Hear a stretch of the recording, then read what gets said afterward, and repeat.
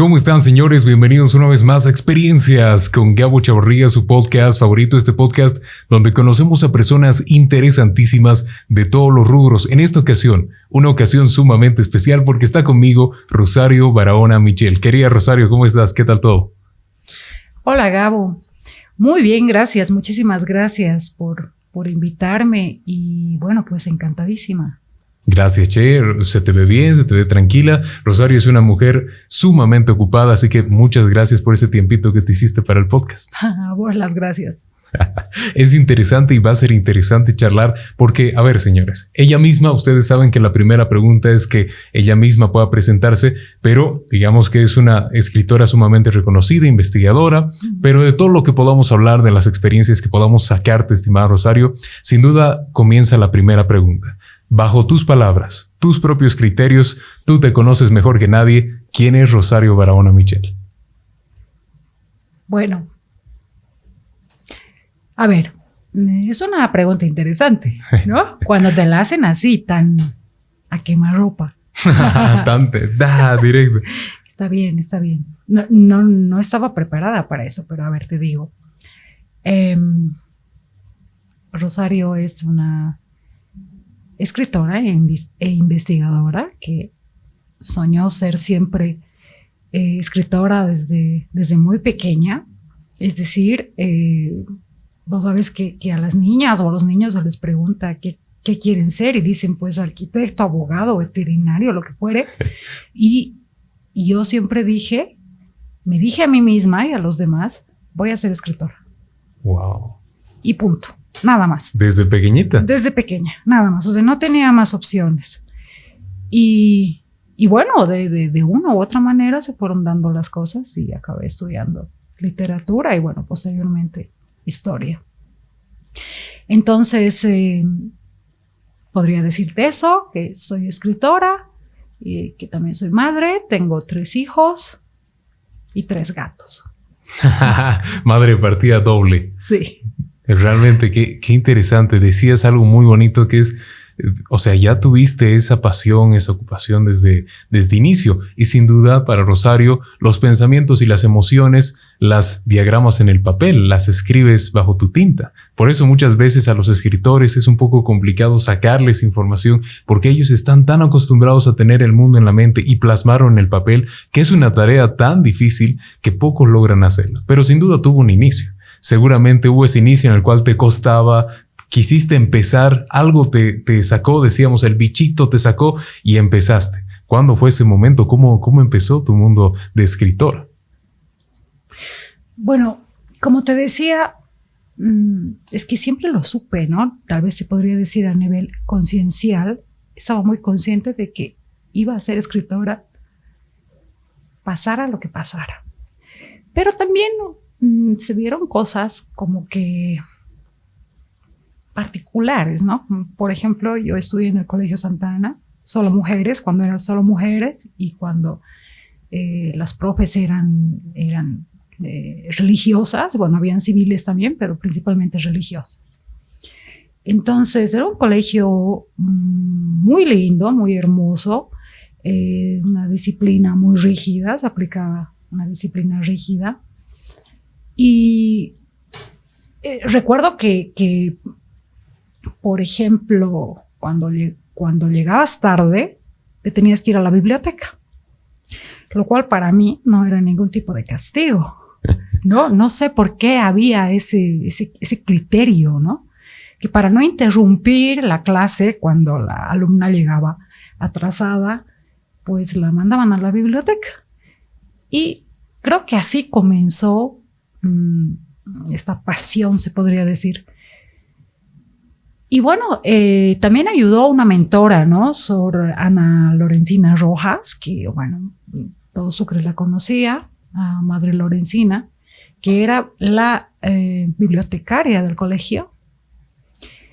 Y bueno, muy interesante porque ahora que me lo pongo a pensar, yo también soy bibliotecaria ahora, ¿no? Como te contaba, trabajo en la biblioteca de Casa de la Libertad, un lugar absolutamente maravilloso.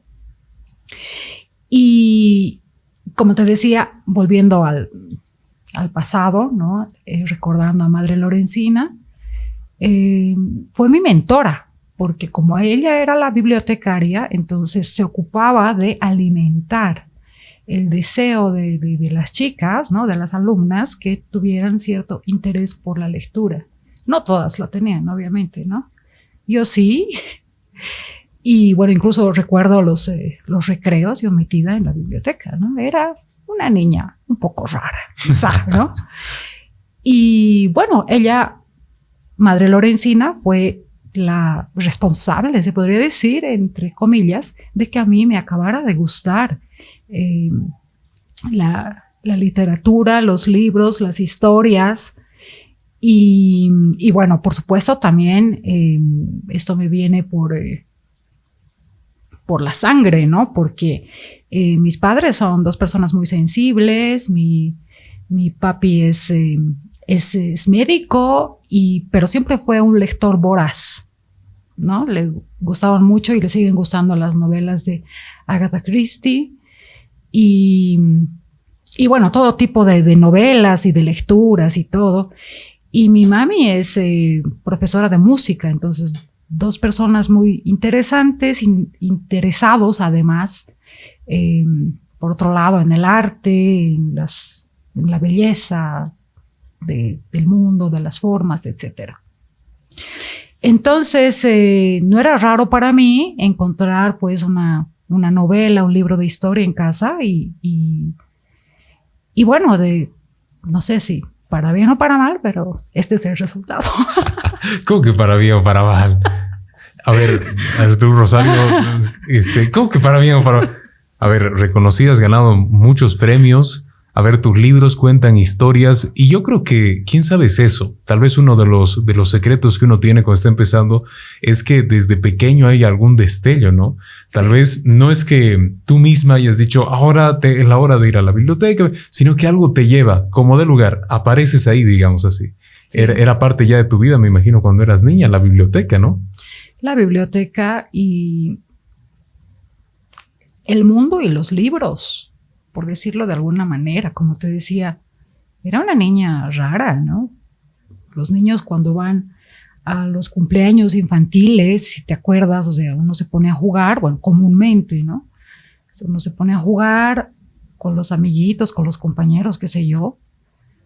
Yo no. Yo le decía a mi mami, por favor, conseguime un libro, o si no, yo me llevaba un libro. O le decía a la dueña de casa, señora, por favor, présteme un libro. Así, a ese nivel. Y la dueña de casa, sí. ¿Qué? Pero ¿un libro para colorear? Más rara. Sí. Sí. Claro, lo único que atinaba a hacer es un libro para colorear. Claro, aquí No, lo más chistoso es que sí me daban libros. No, te daban libros para colorear. Sí. Y no, pues mi madre se ponía colorada de la vergüenza porque yo no quería jugar, solo quería leer. Mira, pero bueno, claro, yo creo que cualquier adulto atina cuando un niño, ¿qué edad tenías? 8, 9 años, 6 años tal vez. No, ya era más grande, tendría unos 11, 12 años. Mira, claro, incluso a esa edad uno atina un libro. A ver, imagínate. Libro, colores te voy a pasar, mejor. Sí. Para que yo creo que es muy impresionante cómo y qué leías cuando eras niña, ¿te acuerdas? Más pequeña.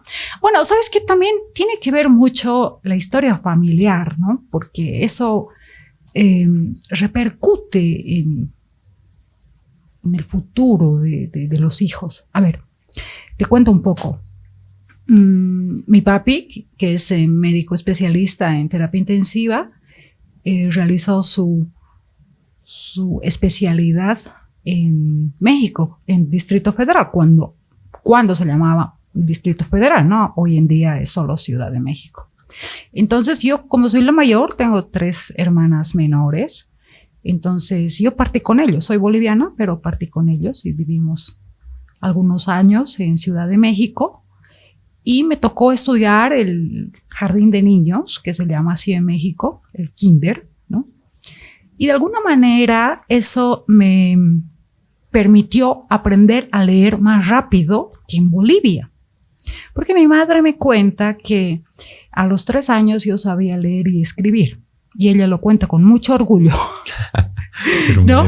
Pero la verdad es que no lo recuerdo mucho. Lo que sí han quedado son las pruebas documentales, ¿no? Tengo cuadernos, etcétera. Claro. Te estoy hablando de finales de los 70s, ¿no?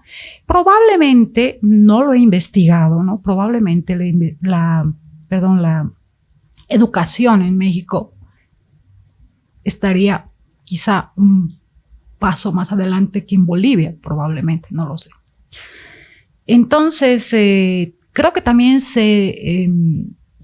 mi amor por los libros, mi enamoramiento por los libros, por la lectura, la escritura, también proviene de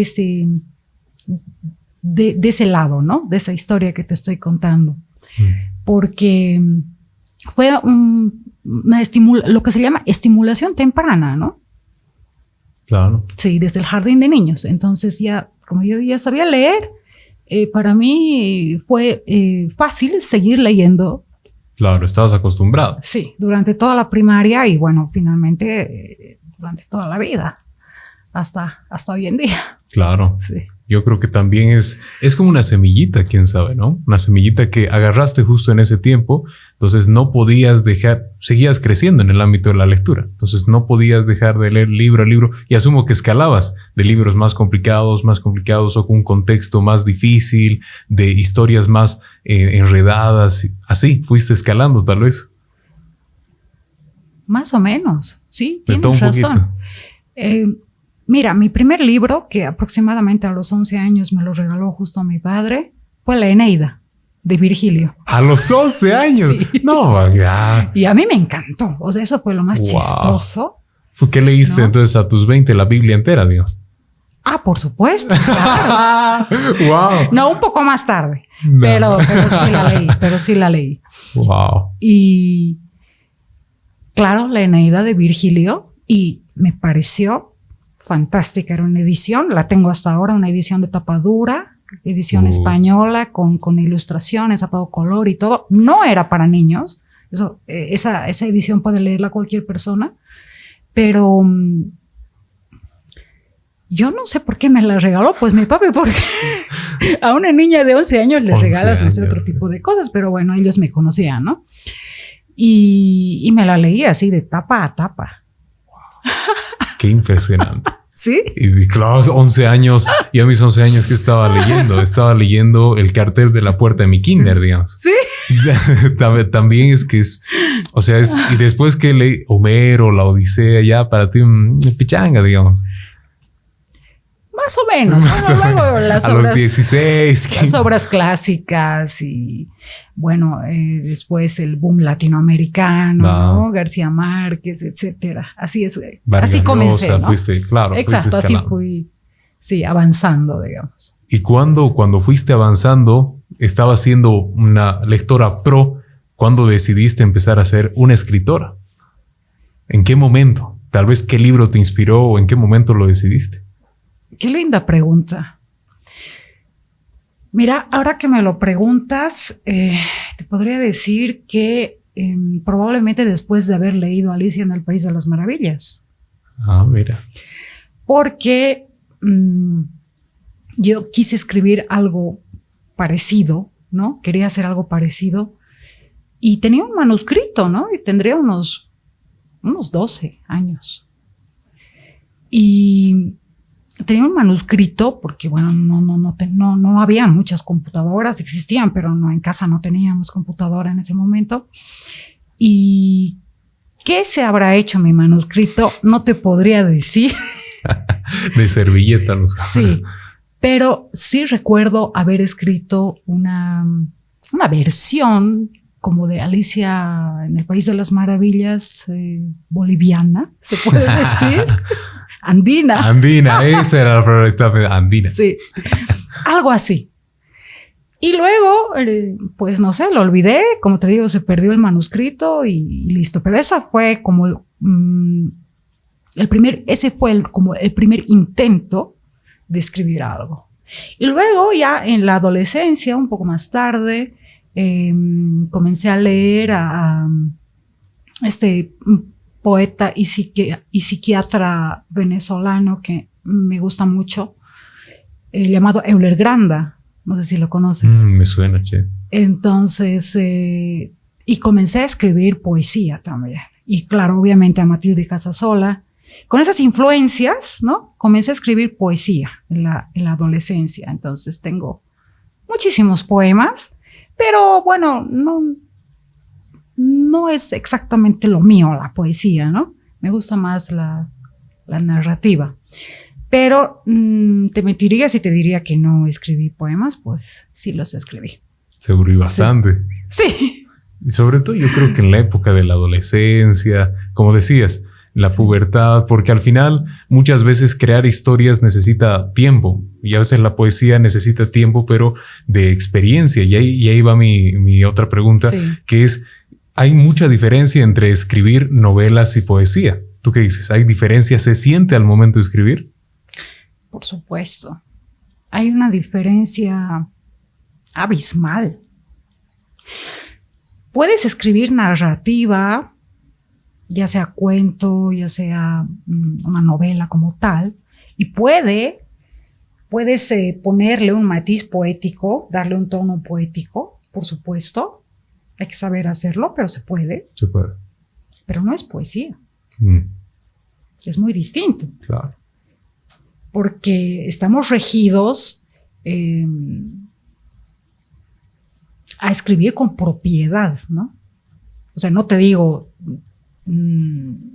regidos a la Real Academia Española que bueno, hay algunas cosas que no siempre vamos a estar de acuerdo o que no te gustan, qué sé yo, como la palabra, por ejemplo, te doy un ejemplo, la palabra albóndiga, que para nosotros es correcta y es correcta en todo el mundo, pero también es correcta la palabra almóndiga con M.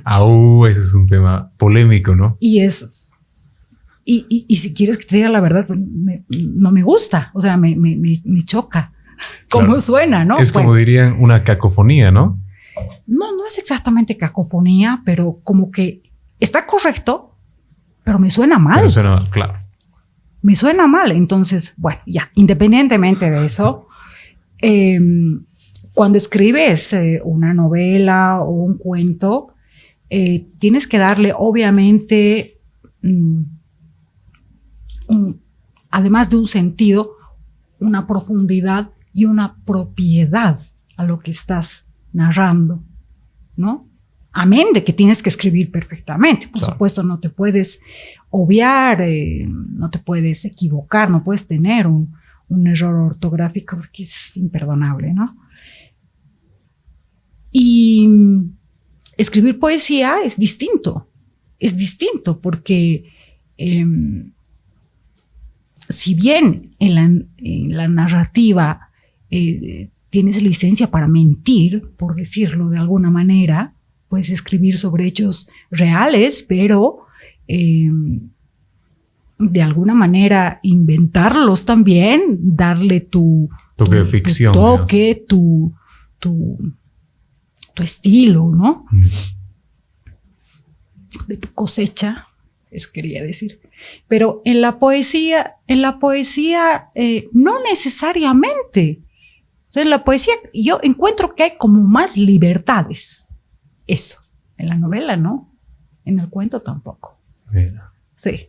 Qué interesante. Claro, porque también en la poesía puedes ir de un lado a otro muy fácil, ¿no? Puede ser como una pista libre, mientras que en la narrativa una vez empiezas por un sentido, que ese sentido tú escoges, tienes que respetarlo. Tienes que respetarlo, por supuesto, respetar el tiempo de los verbos. Además que tienes que pensar en el lector, ¿no? Respetar al lector, o sea, no hacerlo todo tan fácil, por decirlo entre comillas, porque el lector es inteligente y él va a descubrir todos tus secretos. Ya, esa frase. Y yo creo que a eso se llamaba, yo me estaba acordando, algún tema de la escritura implícita. Puede ser, debe ser así, que cuando uno escribe, te ha debido tocar, muchas veces tiene que batallar entre esto lo conoce mi lector, no lo conoce, son términos nuevos para él, pero no puedo hablarle como si fuese un niño, tengo que agarrar también trucos para que él mismo sienta pasión en la lectura. ¿Tú crees que es importante que una escritura, sobre todo pensada en atraer al lector, tenga este tipo de enigmas y trucos en la misma escritura, que ellos mismos los resuelvan? Sí, pero, o sea, no lo llamaría exactamente un truco como tal, sino simplemente el respeto a la gente que va a leer, ¿no? Como vos dices, o sea, no son niños, ¿no? Entonces, admitir o qué sé yo, reconocer que tu lector, por supuesto que todos tus lectores son inteligentes y que tienen el criterio para entenderte y eso. Claro. Eso sí. Mira qué interesante. Más. Claro, y yo creo que es importante porque hay muchos, y de eso vamos a hablar también en la charla, que hay muchos escritores, yo creo que también depende mucho de la edad. No escribes lo mismo cuando eres joven que cuando empiezas a tomar tus años, ya tienes experiencia, ya tienes algún paso. Hay mucha diferencia, tú dirías, cuando uno escribe, cuando uno inicia, ¿te acuerdas de qué escribías, por ejemplo, ese boceto? ¿Te acuerdas más o menos de qué trataba? ¿Tienes tu primer libro, digamos, o tu primer poema? ¿Ves la diferencia entre lo que haces ahora o lo que haces más recientemente? Sí, por supuesto hay una gran diferencia, ¿no? Y esa diferencia se crea a partir de las experiencias, ¿no? De la vida misma que te va llevando, que te va marcando, que te va enseñando y vos vas aprendiendo de tal manera que en un determinado momento de tu vida has cambiado tus ideas, has madurado, ves las cosas con otra perspectiva cuando eres adulto. Obviamente hay muchísima diferencia, ¿no?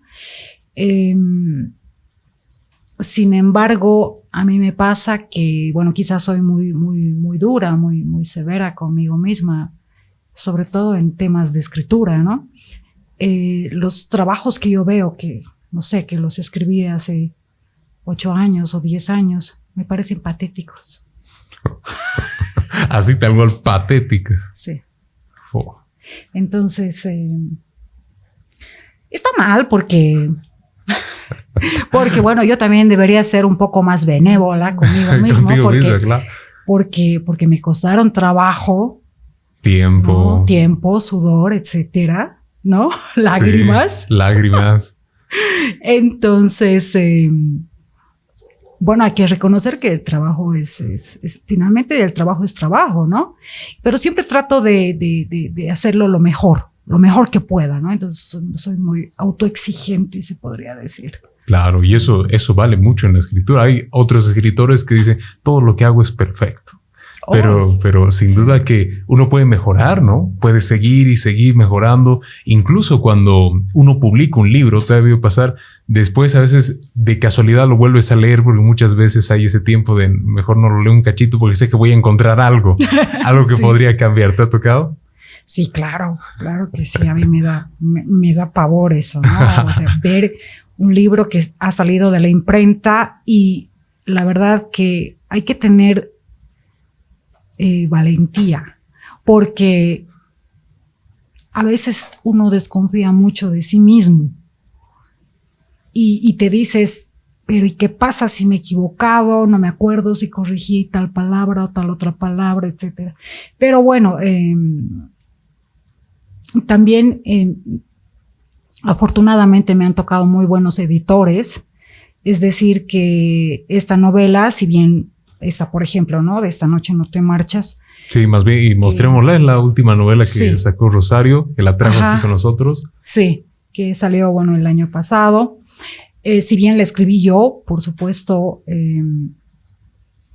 después pasó por las manos de un excelente editor, Willy Camacho, que es el editor, el director ejecutivo de la editorial 3600, uno de los mejores editores del país, podría decir. Y bueno, entonces con la confianza que nos tenemos, porque nos conocemos hace muchos años con Willy, entonces él trabajó, me dio muchísimas sugerencias, etcétera. Tuvimos reuniones previas antes de que salga la novela así como tal, impresa. Entonces ya con esa ayuda, la verdad es que como que adquieres más tranquilidad, ¿no? Ya sabes que los errores están... claro, si bien pueden existir siempre los errores, pero que pueden ser menos de lo que pensabas, ¿no? Porque ya no son solo tus dos ojos, sino los ojos de alguien más y de alguien muy bien especializado. Que se dedica a eso. Exacto. Claro. Sí. Entonces, un editor, tener un buen editor es vital, ¿no? Sin duda. Yo creo que parte de un buen escritor es también su editor, porque muchas veces un escritor mismo tiene sus ideas, sabe organizarlas, pero está más enfrascado a veces en las mismas ideas, en trabajarlas, en plasmarlas de la mejor manera que necesita, y a veces se le pasa por escribir tan rápido y que no se le olvide pues la parte ortográfica, la parte de las mismas correcciones, los párrafos y todo eso. ¿Te parece, querida Rosario, después de esta pausa hablemos de cómo empezar a escribir como tal, cómo animarse? ¿Te parece? Como no, encantada. Listo. Enseguida volvemos, señores. Estamos charlando con Rosario Barahona Michel en Experiencias con Gabo Chavarría. Consejos para los padres. Deben llevar en forma urgente a sus recién nacidos al médico si presentan los siguientes signos. Si tiene sangre en las heces, o si el niño está muy amarillo, o si está con los labios morados. Es un mensaje del Dr. José Luis Chavarría Ruiz, médico pediatra. Calle Padilla 337, celular 711-62079, teléfono 64-377-27. Continuamos, señores, en Experiencias con Gabo Chavarría. Esta tarde charlando con Rosario Barahona Michel. Querida Rosario, en esta segunda parte la habíamos destinado ya extra micrófonos, estábamos charlando. Hay muchos escritores realmente. A ver, decíamos, en Bolivia parece que tenemos un ejemplo internacional bajo, ¿no? Porque justamente no hay escritores que publican sus obras. Pero muchas veces estos jóvenes, o a veces ya escritores maduros, no quieren salir tal vez al mundo exterior por el aspecto de la crítica. Por el aspecto, ¿qué me van a decir? ¿Qué pasa si mi profe ve mi ortografía? ¿Qué pasa si hay algo? Pero tiene que haber un momento de lanzarse a la piscina. ¿Tú qué opinas? Claro que sí. Sin ese momento crucial, constitutivo, que vos dices, de lanzarse a la piscina precisamente, no vas a poder lograr ser escritor. Simplemente, o sea, así de simple. Entonces tienes que hacerlo, tienes que saltar a la piscina, aunque te salga mal. Y casi siempre las primeras veces salen mal, ¿no? Es probable. Sin embargo, ahí sí pueden existir los trucos que mencionabas, ¿no? Ahí sí pueden darse ciertos trucos o ciertas cosas que se pueden hacer al respecto para que no te salga tan mal, entre comillas, por decirlo de alguna manera. Simplemente hay gente brillante que puede tener como 16 o 17 años y que escriben perfectamente y que tienen una imaginación desbordada, y su calidad de escritura es increíble. Yo he conocido chicos así y pensé que tenían muchísima más edad. Bueno, pero ya, independientemente de eso, te decía que cuando estás iniciándote en el camino de la escritura, es bueno contar con el criterio de una persona. Puede ser un amigo, amiga o lo que fuere, pero también es bueno contar con el criterio de una persona que sea más experimentada que tú en ese momento de tu vida. Entonces, como te contaba extra micrófono, y esto no está solamente dirigido a los escritores que están empezando. O sea, como te decía, no porque yo ya haya publicado algunos libros, no necesite edición o no necesite que alguien más me lea, ¿no? siempre lo necesito. Siempre, siempre. Y como te estaba contando, por ejemplo, yo suelo encargarle mis lecturas a Claudio Ferrufino Coqueñot, ¿no? Que es un gran escritor boliviano, muy, muy altruista, un hombre muy, muy, muy humilde, muy, muy bueno en su forma de hacer las cosas, muy, muy amigo. Y bueno, él siempre tiene tiempo para leerme, por lo menos a mí, siempre ha sido muy generoso. Toma muy en cuenta la opinión de Claudio, por ejemplo, ¿no? Claro, Sí, o sea, sí. digamos que no lo ves simplemente como una persona en la cual, digamos, a ver, él sabe, sino es casi como un amigo. Cuando uno comienza a leer, a por lo menos escribir, cuando está, no sé, novel o joven, siempre el primero al que uno muestra, dicen que es la persona que realmente uno confía porque le abre su mente. Tú le abres la mente, ¿no? En este caso a Claudio. Entonces es una persona, ya pasa de ser más allá que un consejero a un mentor, digámoslo así, ¿no? Claro, puede ser. Así es, exactamente.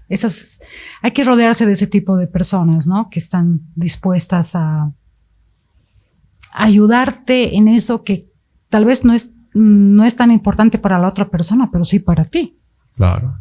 Claro, o sea, es parte fundamental de que entendamos, y de eso hablamos extra micrófonos igual, entendamos que muchas veces uno critica o recibe críticas porque ¿qué pasa si justamente el escritor se anima a salir? ¿Sabes qué? Voy a publicar, listo, publica. Y viene la crítica. Hay que saber, sin duda, saber tomar la crítica. Uno a veces cuando es criticado piensa más en el lado de pero lo que yo he hecho está perfecto y es genial. Pero en realidad las críticas van en pro de la evolución del mismo escritor. Y a la par del otro lado, aquellas personas que tienen el conocimiento y no lo comparten, también cometen un error. ¿Tú crees que la crítica es importante en el mundo de la escritura? Sí, desde luego. Primero que tienes que saber que la crítica te va a ayudar.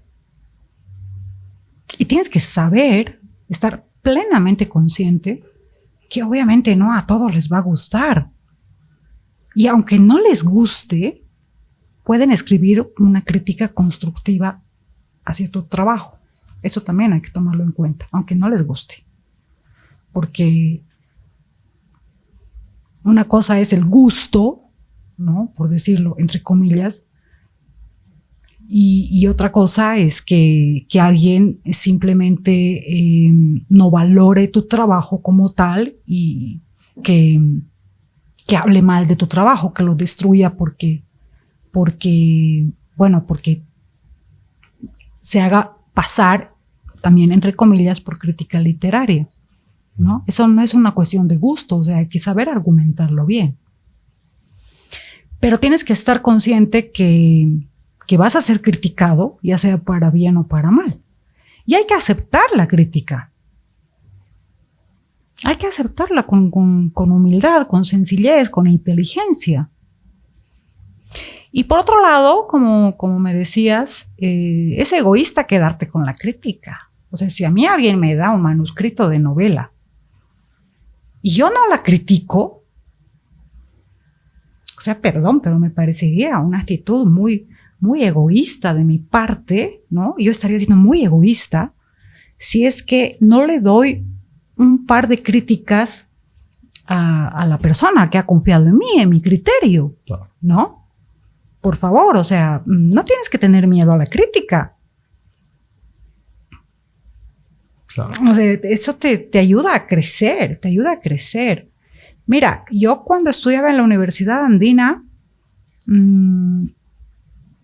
tengo el privilegio de haber sido alumna de Teresita Lema. Y bueno, ella es una crítica literaria con muchísima trayectoria, muy reconocida, etc. Entonces, yo estudié con ella.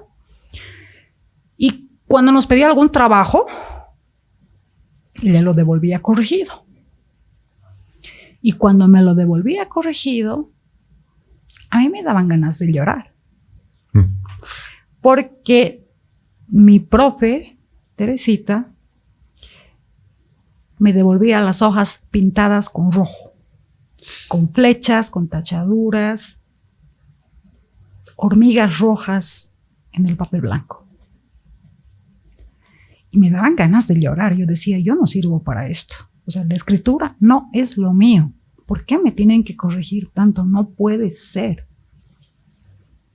¿No? Yo decía, no, nunca voy a poder escribir así, ¿no? Pero me ayudó. Eso me ayudó.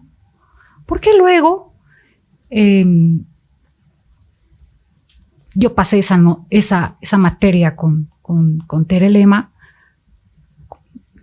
Mira, si mal no me acuerdo, me parece que con 100 sobre 100. O tal vez 99. ¿Ya? ¿Por qué? Porque yo me esforcé mucho en seguir los consejos que ella me daba, porque además eran todos muy atinados, todos con muchísima propiedad, con muchísimo criterio al respecto, ¿no? Entonces a mí eso me sirvió. No es que ella me corregía porque no sé, por X, Y o Z, sino obviamente para lograr una calidad literaria, ¿no?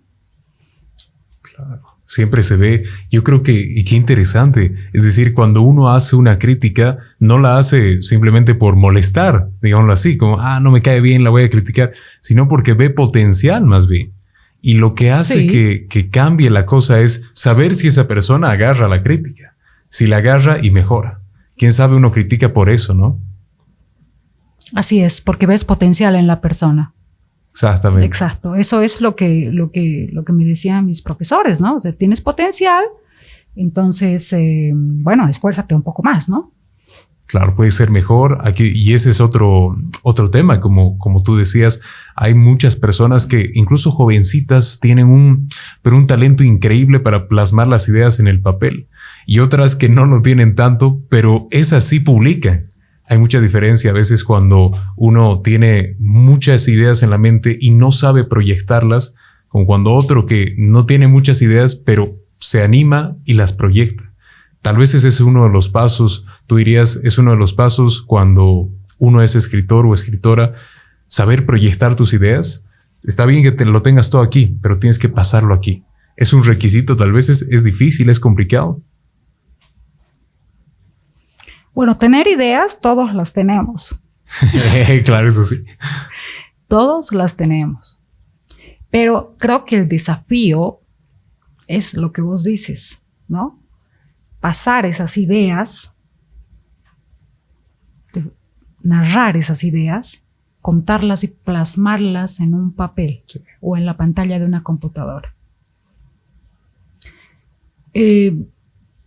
No es fácil.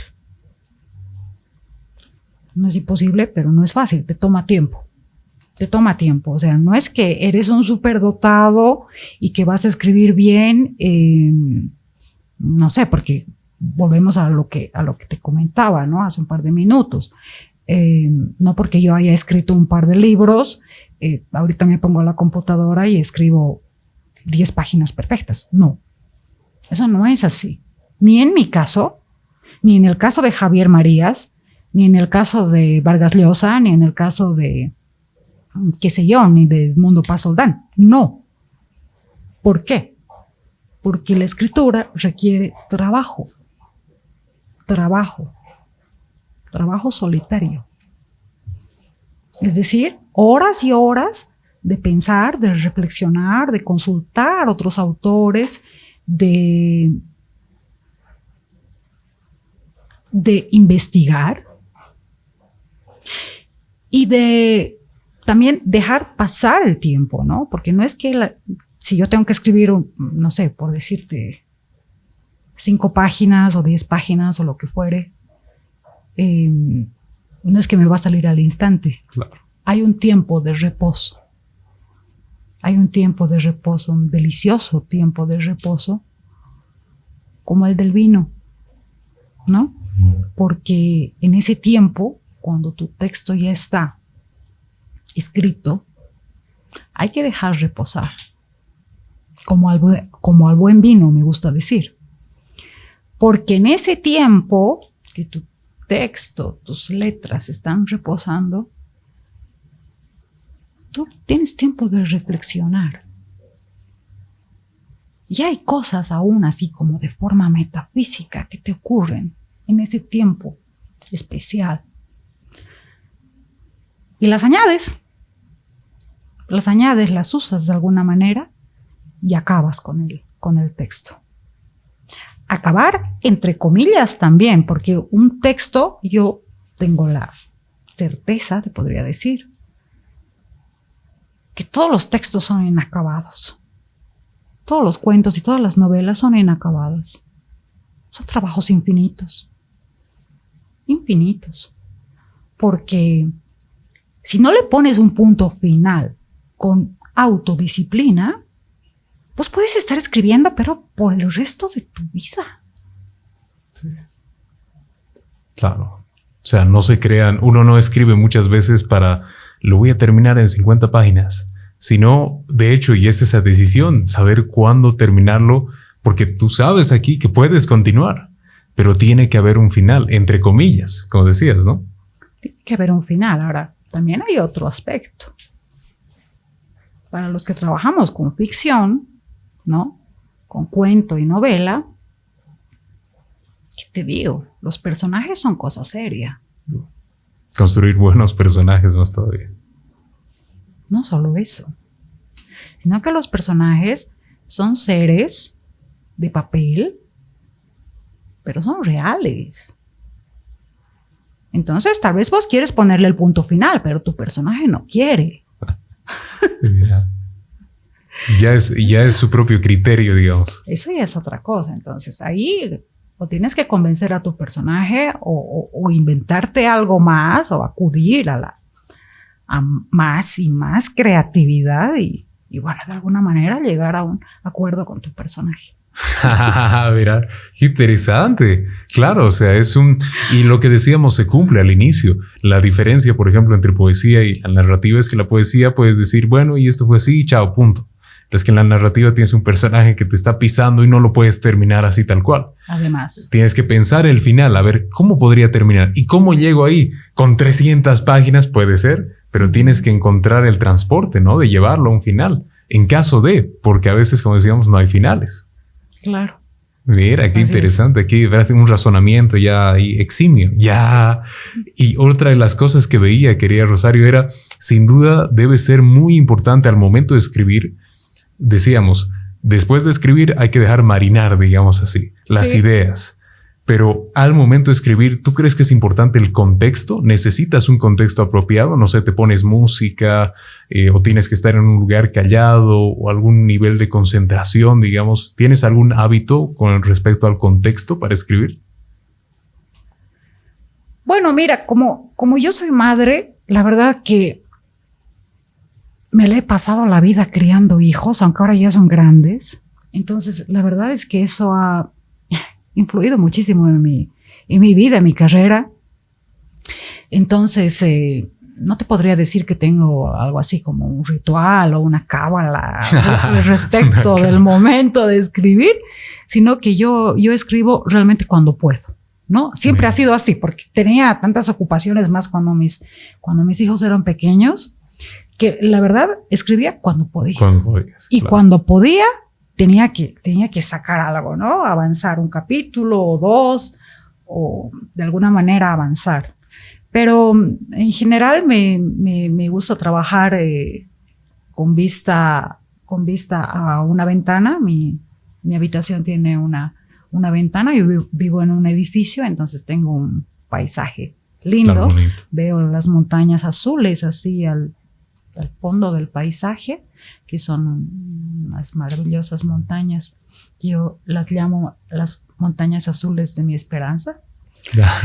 Las he bautizado así porque es una cadena montañosa azul muy hermosa que se ve en toda la ciudad, si te fijas. Sí. Y ahí escribo, en computadora. En computadora, sí, porque hay escritores que los he escuchado que escriben a máquina, ¿no? Como Javier Marías, que te citaba. Por ejemplo, sí. Él escribe a máquina, ¿no? No le gusta la computadora. Y hay gente que escribe puño y letra, ¿no? Yo Computadora. Sí. Bien. Es más fácil, más cómodo, ¿no? Claro, más fácil. Lo que sí, tengo que tener un cuaderno a la mano porque necesito tomar notas de cosas que no quiero que se me olviden. Entonces tomo notas muy curiosas, ¿no? Como preguntar tal cosa, ver tal otra cosa, o mi personaje, qué sé yo, o sea, Perico de los Palotes, murió, ya no puede seguir vivo, cosas así, ¿no? Muy. Claro, para no romper la continuidad. Graciosas, sí, para no olvidarme yo misma, ¿no? Claro. Y por supuesto, tengo un escritorio lleno de libros. Tengo que estar cobijada o resguardada, se podría decir, rodeada de mis libros, porque siempre necesito alguna referencia, ¿no? Dónde he leído esto o dónde lo otro, entonces quiero tener los libros a mi disposición, cerca de mí. Y bueno, eso simplemente. No soy muy complicada, como ves. No eres muy de hábito. Y eso es interesante porque tal vez es tu espacio, ¿no? Incluso cuando escribes, cuando puedes, es saber encontrar dónde puedes tomar las mejores ideas o las mejores decisiones, porque para escribir se necesita decisión. Y eso es algo que muchas personas no tienen. Saber que esto es así, va a ser así y tú lo vuelves así. No es escribir un montón de ideas, que creo que es lo que en realidad lleva como Rosario a que un escritor o una escritora sea exitosa, a saber tomar buenas decisiones. Porque después tu público te dice, no, es que no me gusta cómo hiciste este final. Y como decíamos, a nadie le va a gustar, o no a todos les va a gustar siempre, pero a la mayoría buscamos que sí. Y tomar decisiones es parte de ese proceso, y se necesita, como decías, un lugar por lo menos un poco más íntimo para saber tomar decisiones, ¿no? Sí, exactamente. Necesitas un cuarto propio, ¿no? Como decía la gran escritora. Y necesitas, como vos dices, tomar decisiones. Pero la más importante de todas, ¿sabes cuál es? ¿Cuál es? La autodisciplina. Porque dentro de la autodisciplina se engloban todas las demás. Entonces, no te va a salir una novela, ¿qué te digo? O sea, en 2 meses o 3 meses o 4 meses. No, eso depende del escritor, obviamente, pero también depende de sus personajes, como te lo comentaba, ¿no? De forma jocosa. Pero aparte de todo eso, ¿qué pasa? Que las novelas son difíciles de escribir, o sea, de verdad, lo digo con mucha humildad, no quiero sonar pedante, ni mucho menos, pero es difícil escribir, porque te toma muchísimo tiempo. Además, a veces sangras en el proceso, porque tienes que verte a ti mismo.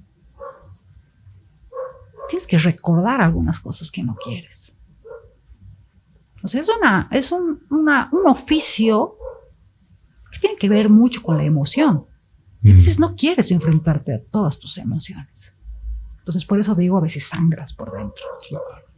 La escritura tiene que ver mucho con la sangre. Entonces, por ese lado, ¿no? Es difícil escribir. Y por otro lado, o sea, la cuestión técnica, entre comillas. Tu texto tiene que ser perfecto para poder publicar una novela, digamos, cerca a lo aceptable. Decente. Decente, ¿no? Entonces eso requiere mucho trabajo, muchísimo trabajo. Por eso las novelas se escriben en años, ¿no? En años.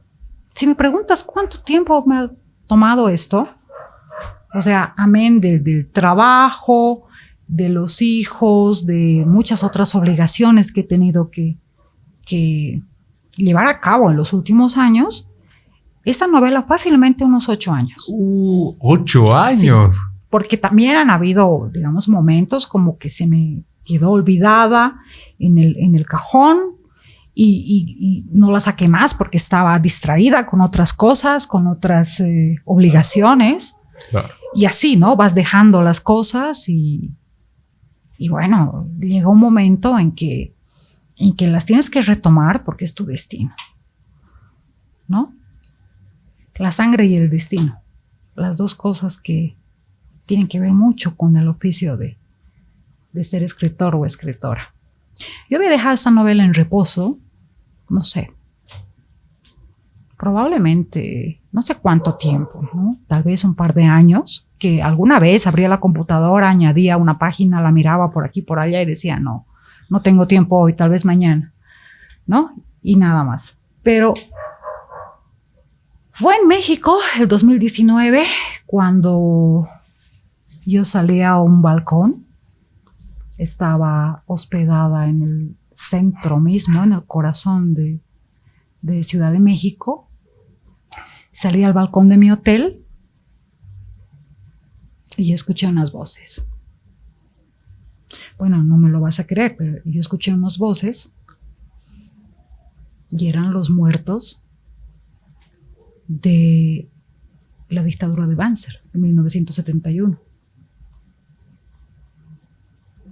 Y tuve miedo. Te juro que tuve miedo.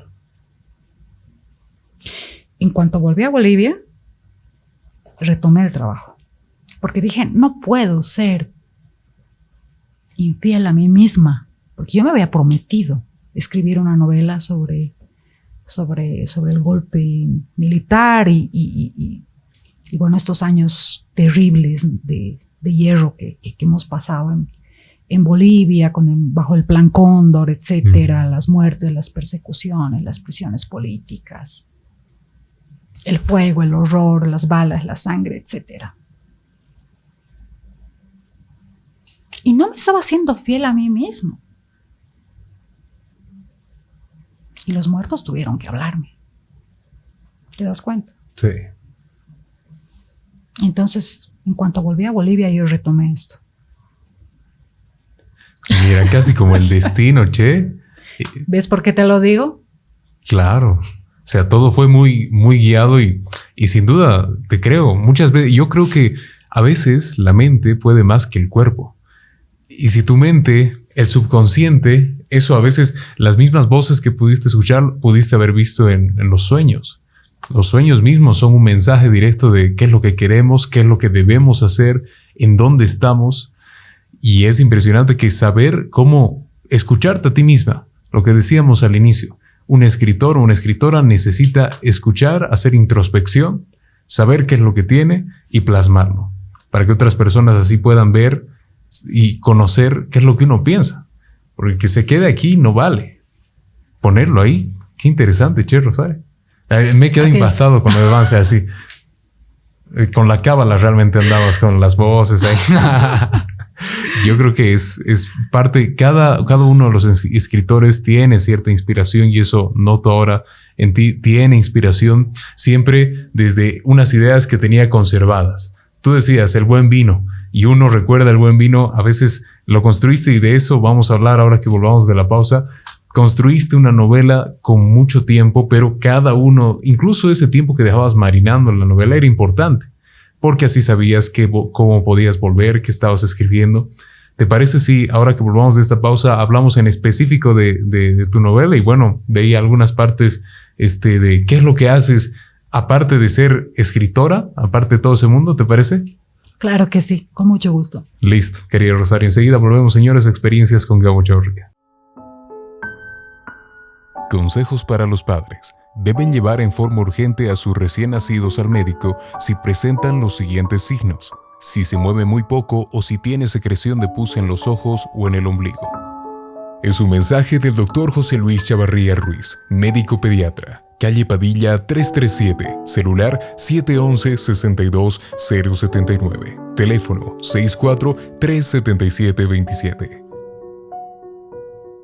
Volvemos, señores, a Experiencias con Gabo Chavarría, su podcast favorito. Y bueno, estamos en la última pausa con Rosario Barahona Michel. Querida Rosario, con eso de avance ya me estaba estremeciendo. A ver, ¿qué pasa pues?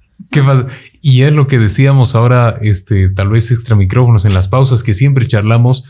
Es impresionante muchas veces cómo a nivel cultural En el sentido, en este caso de Sucre, la producción a veces es bien complicada hacerla en cuanto a escritura, pero más complicado es, decíamos en la segunda parte, plasmar las ideas. Porque un libro no termina nunca a veces. Para muchos podría continuar, pero para el escritor es el que tiene que acabar en algún momento si es que se acaba. En este caso trajiste tu última obra, a ver, háblanos de ella un poco, de qué trata, para que no spoilees tanto y que las personas puedan adquirirla. Algún resumen, una sinopsis, a ver, ya que nos interesaste con lo de Banzer. ¿Cómo no? Bueno, esta novela que fue presentada exactamente hace un año, en agosto.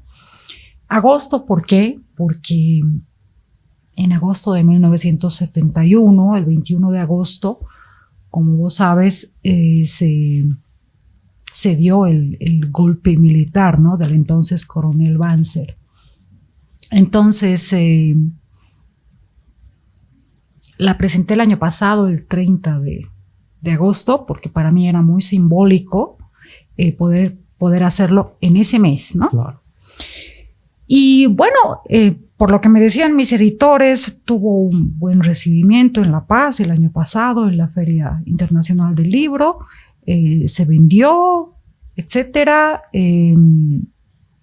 Actualmente no tengo acá una librería donde la esté vendiendo, pero yo la estoy distribuyendo porque, bueno, yo me compré una parte de mi propia novela que me pareció algo muy simpático y yo la distribuyo, ¿no?, a la gente que le interesa. Pero bueno, yendo a lo que me preguntabas, esta novela nació como una idea muy pequeña, a partir de un artículo que salió en alguna revista dominical. Seguramente era agosto y de hecho era domingo cuando leí este reportaje en esta revista, no sé si era la revista O la revista Ecos, una de esas revistas, que trataba sobre la gran fuga del siglo XX. Así se llamaba ese reportaje, y trataba sobre Jesús Taborga. Jesús Taborga era un filósofo veniano que había sido capturado por las fuerzas militares cuando el golpe de Banzer, el 21 de agosto, y fue llevado a la prisión del Madidi, ¿no?, el famoso Madidi, del cual nuestros padres, abuelos, etcétera, nos han contado tantas cosas. Entonces, tras 4 o 5 meses de prisión política, Jesús Taborga y sus compañeros de partido, todos jóvenes revolucionarios, ¿qué joven no era revolucionario entonces? Estamos hablando de un contexto de los 70s, ¿no? Deciden nada más y nada menos que secuestrar un avión militar, y lo logran y escapan. Escapan de la prisión, llegan a Puno. Lo que te estoy contando es verdad. Sí, ¿no? Sí. Es una historia real. Me estoy acordando a veces veíamos esto, claro, no tan a detalle, pero en el colegio. Pero, ¿viste? Sí. Claro, es una historia real que Sí, yo sí. ya, con mi cruenta imaginación, yo ya lo convertí en novela. Claro, supiste plasmarla. A ver, vos juzgarás si es que pude Sí, plasmarla. No lo sé. Y luego, una vez que logran salir de Madidi, bueno, son colaborados, digamos, por diversas instancias de derechos humanos. Estos chicos, que eran jóvenes, imagino que no pasaban de los 25 años probablemente, y fueron exiliados, ¿no? Como miles de latinoamericanos lo fueron en esos años, ¿no? Fueron exiliados a México y a Europa. Entonces, esta novela es un recuento a través de una entrevista como la que vos me estás haciendo, de las vivencias, de los recuerdos de un intelectual llamado Montecristo, ¿no? Que en mi novela ya te darás cuenta quién es. Y él va contando a una periodista cómo había sido su vida cuando joven, qué cosas había pasado en el exilio, cómo había cambiado su vida al volver a Bolivia, por qué había quedado soltero y solo durante toda su vida, qué es lo que más quería hacer, aparte de dar clases en la universidad, aparte de la academia. ¿Qué pensaba hacer con esos pensamientos como monstruos dentro de él, acechándolo? ¿Qué podía hacer con esos recuerdos de la prisión, del golpe, de la violencia, de la sangre, de las balas? ¿Cómo superar eso? Ese monólogo interior es lo que se aborda en este libro. Las cosas que se dice Montecristo a sí mismo. Mira. Y sí. Bueno, puede ser interesante. No, como que puede ser interesante. Es que sin palabras. O sea, yo creo que muy bien. Estoy pensando cómo hiciste realmente para hacer de los pensamientos de una persona los pensamientos de tu lector, para plasmarlo al papel. Debió ser muy difícil, por eso me decías 8 años, ¿no? Sí, claro, es difícil, ¿no? Obviamente, el proceso es difícil, como te digo, lo repito, o sea, en tiempo, en esfuerzo, en todo, ¿no? También lo emocional. Claro.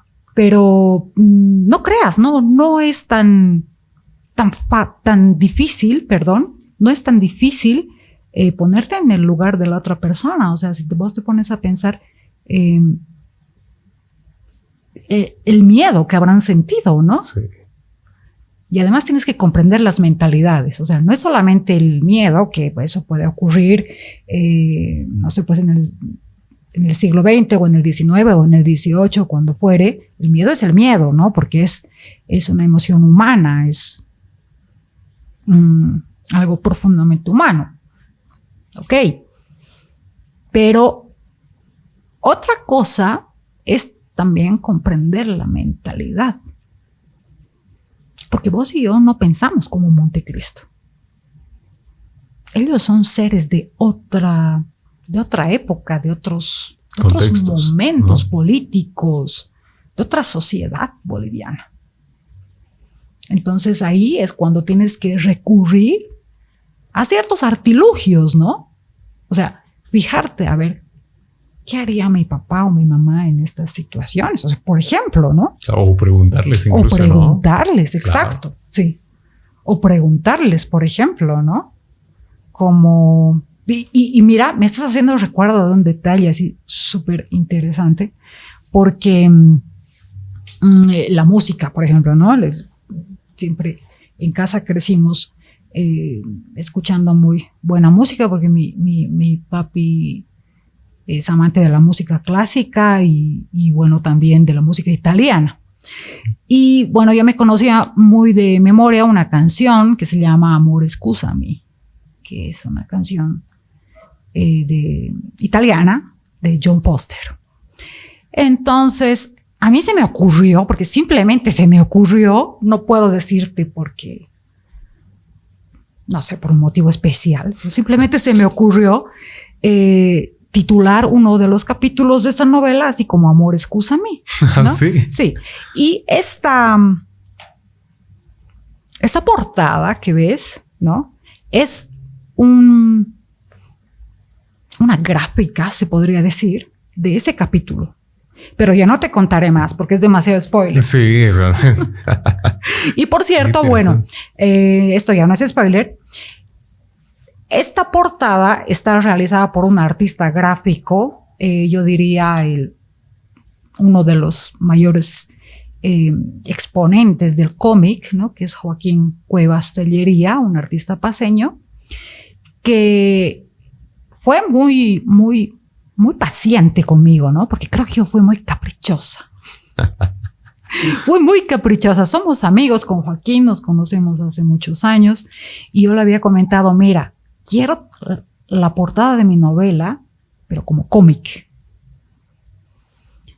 Y me dijo, ya, contame el contexto. Y le dije, mira, es un capítulo que titula así, y así, y así, y así, y es el año 1971, mayo de 1971. Y él, bueno, de una forma muy inteligente, buscó, ¿no?, los recursos, el internet, etcétera, ¿no? El detalle de la lavadora, el detalle del disco. Aquí está John Foster y el tocadiscos que está sonando, ¿no? Están saliendo de acá las notas y el vestido rojo de la chica. Y bueno, tienes que leer. Sí, la verdad realmente. Te estoy embromando a la lectura sí, y a todos nuestros amigos también. Es una barbaridad. Pero es con lo que nos has contado ya realmente se arma un mundo muy interesante. Y es de lo que se trata, tal vez de lo que decíamos, se trata la escritura, de armar mundos, crear mundos que nos hagan, a veces por un ratito, conocer de manera distinta nuestra realidad o algún contexto. Y bueno, bajo esa línea, antes de que entremos a la última pregunta, querido Rosario, ¿dónde se puede conseguir tu libro? Bueno, digamos que en contexto nos dijiste que tú lo distribuyes aquí en Sucre, pero sí, tal vez en otras ciudades. ¿Cómo estás haciendo? Bueno, en La Paz, en la editorial 3600, ahorita deben estar en plena actividad de la Feria del Libro. Estoy segura que debe estar en el stand de la editorial 3600 en La Paz. Y en Sucre, bueno, tendrían que comunicarse conmigo porque yo tengo todavía unos cuantos ejemplares. Ya se está agotando. Ya. Más o menos. Pero sí, tengo todavía unos cuantos. Ha sido realmente excelente. O sea, yo creo que es como decíamos, me voy siempre con un mensaje de cada invitado, invitada. Y en tu caso es que podemos plasmar las ideas mediante muchos recursos, decías, pero la autodisciplina es realmente el requisito fundamental para que nosotros podamos acceder a esas otras herramientas. La última pregunta siempre es muy psicológica, querida Rosario, es ¿qué es lo que más te gusta de ti? ¿Qué es lo que tú tienes que reconozcas siempre con modestia y humildad que te ha llevado adelante en cada una de tus obras, en cada uno de tus momentos y con cada persona que has conocido? ¿Qué es lo que más te gusta de ti? Qué pregunta más difícil. Sí, por eso es la última. Dios mío, sí. ¿Qué me gusta? A ver, bueno, me gustan muchas cosas, ¿no? Porque creo que, no sé, a esta altura de mi vida yo he vivido, valga la redundancia, autorreprobándome. Y estoy cansada de autorreprobarme. Entonces, creo que podría decirte que lo que más me gusta es ser rebelde a mí misma. Porque cuando siento que me estoy autorreprobando, cambio el diálogo interior. Y soy rebelde. Me gusta ser rebelde a mí misma y a lo que piensen los demás también. Bien, la rebeldía interior. ¿Por qué no? Bien, ha sido increíble, querida Rosario. Realmente una experiencia muy interesante. Espero que te haya gustado. Muchos dicen que la entrevista es como una terapia porque haces introspección en todo lo que has hecho. Y bueno, como siempre es habitual, tienes esta cámara para saludar a quien quieras, mandar saludos a quien quieras y dejarnos tus últimas palabras en el podcast. Bueno, muchísimas gracias por interesarte en mi trabajo, Gabo, y encantada de estar aquí y de haber conversado contigo. Bueno, muchísimas gracias por tu tiempo. Realmente yo miro y cómo pues las gracias a mí, las gracias a ti, querida Rosario, por tu tiempo y sobre todo las gracias a ustedes que han escuchado ya íbamos, mira, 1:15 de entrevista, se pasa volando, ¿no? Realmente es una experiencia y de las experiencias que nos ha podido contar Rosario, estoy seguro que ustedes crearán nuevos mundos con sus historias y plasmarán nuevas ideas en sus papeles. Ese ya está para frase. Como siempre, gracias, señores. Nos veremos en un siguiente episodio. Y bueno, esto ha sido Experiencias con Gabo Chorria. Que esté muy bien. Nos despedimos. Chao, chao.